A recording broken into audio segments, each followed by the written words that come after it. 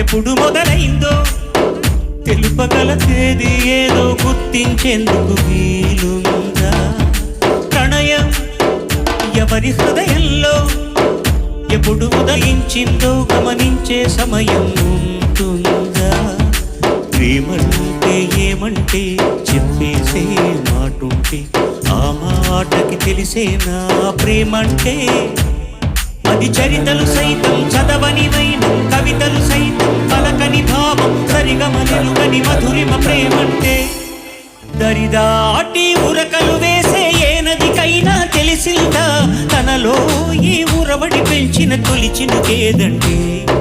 సిరిపై ఎగిరే వరకు చేనుకు మాత్రం తెలిసిందా తనలో కనిపించే కళలకు తొలి పిలిపేదంటే?